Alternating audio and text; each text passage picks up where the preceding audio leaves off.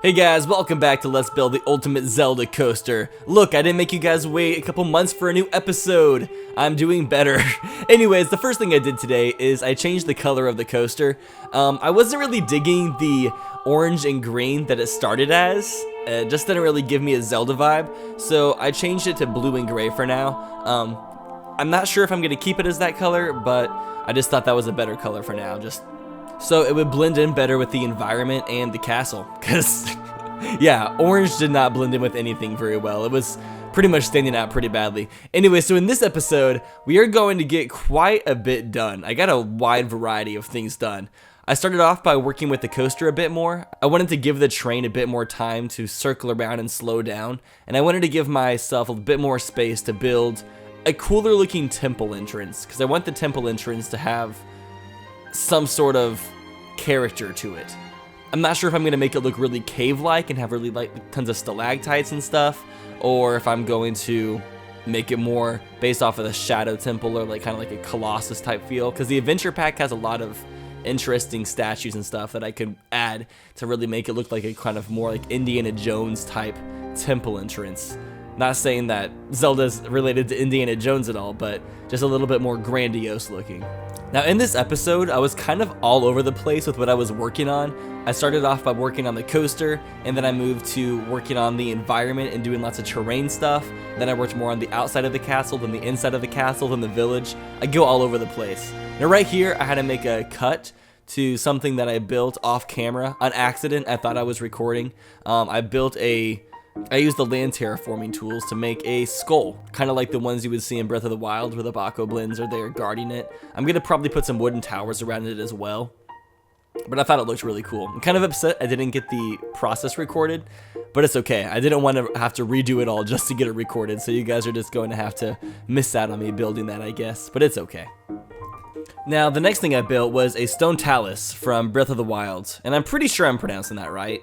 I think so. It's those giant rock boss monsters that will randomly form while you're playing Breath of the Wild. I figured most people would know what this is. After I built it, it kind of looked a little bit weird, like being stationary, but I think most people will recognize what it is. It took me a while to really figure out an arrangement of the rocks that I thought looked best for this creature, but eventually, after playing around with it for a while, I finally got it. My problem was I had the rock vertical for so long, and later I just needed to turn it horizontally, and then it looked much better. But I was trying to make it look like he was about to attack the track or something like that.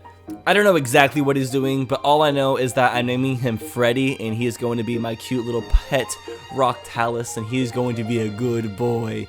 Yes, he is. And also, really exciting news, Planet Coaster or Frontier announced another DLC pack for Planet Coaster. It is going to be called the Studio Pack, I believe, or the Studio Kit. Is going to include lots of things that are movie prop type scenery items. Other things I'm excited for is there's going to be cars. I saw police cars and other types of cars that can be used for like stunts and stuff. There's going to be tons of animatronics of things that are supposed to be like movie stunts. So maybe we're going to be able to build stuff more similar to Universal Studio type parks. Now I was getting really annoyed with the comment section of the DLC announcement pack because people are getting really mad about them releasing DLC for Planet Coaster, and they're saying that like this should be free, and they feel really entitled to like all this extra content, saying that the base game like didn't have enough content and that all these scenery packs should be free. And what I have to say to those people is they've been like giving tons of really big free updates. The scenery packs, the only thing they've put behind paywalls is certain aspects of scenery. They still haven't added any game mechanics that you have to pay money for. So they haven't really put anything necessary behind a paywall. Like every time they make a major update to the game, that is a free update. They've added fireworks, they've added go-karts, they've added more staff, they're adding hotels.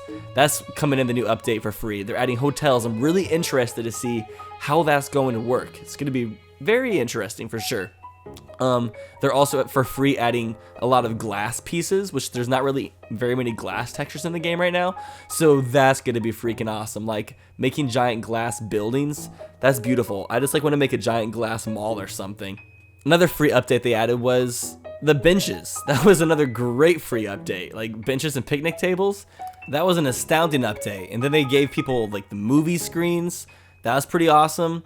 There's probably tons of things I'm leaving out too. They've even released a free scenery pack in general. The winter pack, that was all free scenery. They've been giving people so many free updates. Like the base game of Planet Coaster had pretty much more content than any other roller coaster game so far. Maybe a few less flat rides than other roller coaster tycoon games, but the rides in this game are a lot more complex and hard to make models of. Like there's just so much content in the base game already, and the base game only costs $40, and most people got the game on Steam sales and got the game for like $20, $30. So they're not like being greedy. Like if you compare it to actual companies that are being unfair about their DLC, like EA, for Sims 4 to get all the DLC packs, it costs you over $400. Right now for Planet Coaster to get all the scenery packs, and there's 3 I believe, that's an extra, I think just $30, and it comes with hundreds and hundreds of scenery pieces that are all really detailed and will really give you a lot more freedom for your coasters. And if they aren't making these scenery packs, then they're not even going to bother. Like, if they can't charge money for them, why should they even bother? Why not just freaking work on a new game so they can start making money on a new product? Like, them selling these DLCs is what's going to keep this game alive, and is what's going to make this game even better in the long run. And also, they announced that they're going to be adding like a triggerable item that allows it to change from day to nighttime whenever you're riding on a coaster. Because right now, sometimes if you want to make a dark ride where you go through a house and everything's dark, but you also want there to be daytime segments, I think you'll just be able to set the clock with a triggerable item to whatever time of day you want it to be, so you can even set more moods to your rides, which I think is really cool. I think you can do some better storytelling, because I have seen people like tell stories with coasters before, not necessarily like a love story or something, but like through their environments. They've done things based on movies, and I think it'll just really allow you to make more like Universal Studio type rides where you can really think outside of the box. I'm really excited to see where this game goes in the future. And the other thing that annoys me that people keep on complaining about is that the fact that there isn't a water park DLC yet. And it's like, chill, this game just came out a little over a year ago and they've been adding so much content to it. Making a full water park DLC kit takes time. You guys need to take a chill pill and just wait a bit.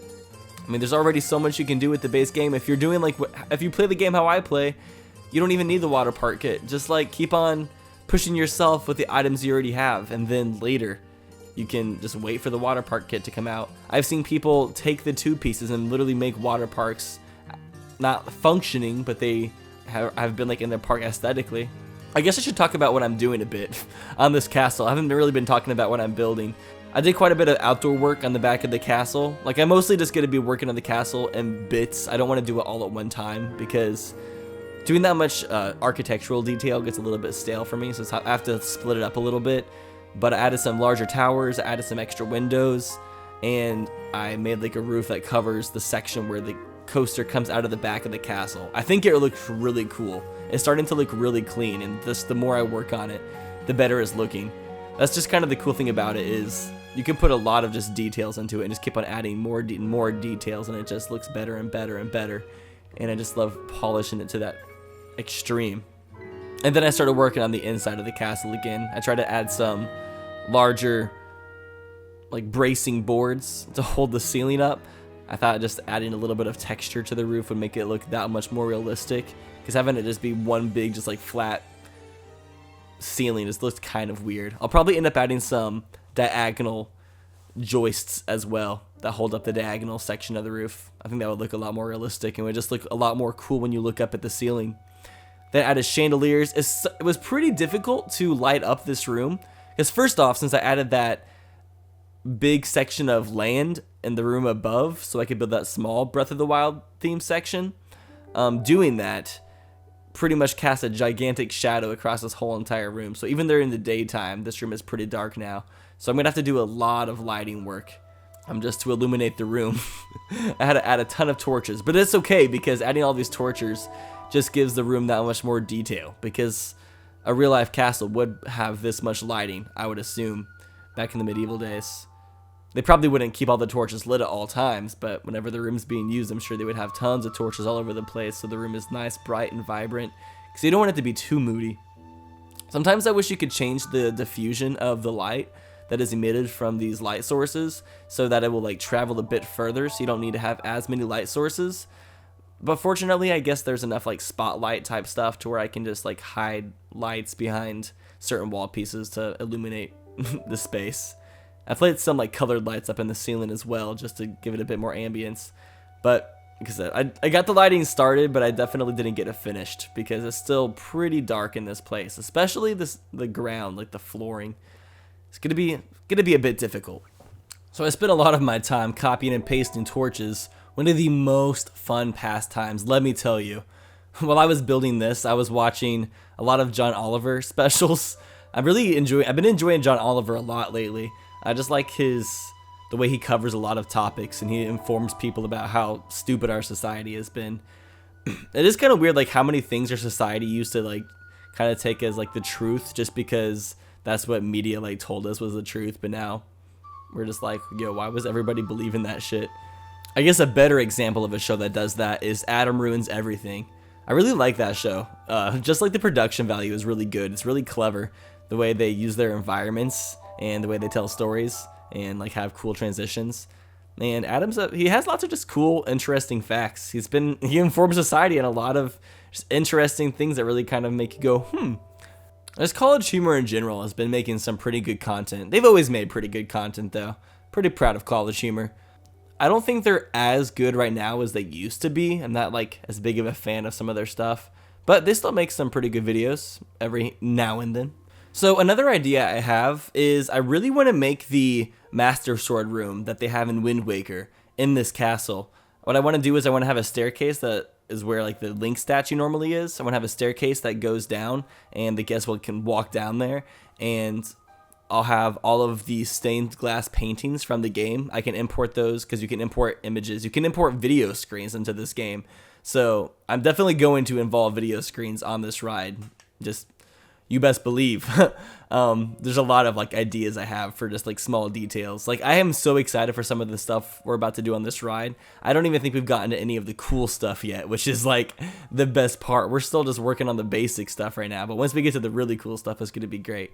But yeah, in the Master Sword room, I want to have the stained glass paintings, and I'll put like maybe some food and some tables and stuff down there. It can be a small like Master Sword dining restaurant. Like how cool would that be to dine in the Master Sword chamber? Like that's some next level stuff. Maybe someday Nintendo will make a park that does that. But until then, I'm just going to make this virtual version of it, which will have to suffice.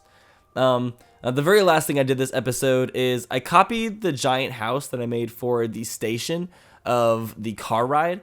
I copied it and placed it off in this corner. Now this is going to be a house you don't normally see very often. I'm going to put other houses in front of it. So, and then I turned it like another direction, so no one's going to really be able to tell it's the same house model. I am going to have to fix the roof because a lot of the roof pieces are individual roof pieces that aren't connected to the building, so I could overlap them and make the roof look more solid. Yeah, it's kind of a pain in the butt.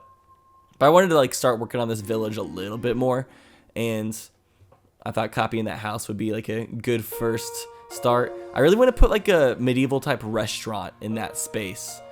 I'm not sure how I'm going to quite design it yet, but I have some really cool ideas. This village still has a lot of potential. I'm still going to do a lot of work on it. I really want to bring it to life, and I'm just really excited to see like this. I'm always excited to build onto this park.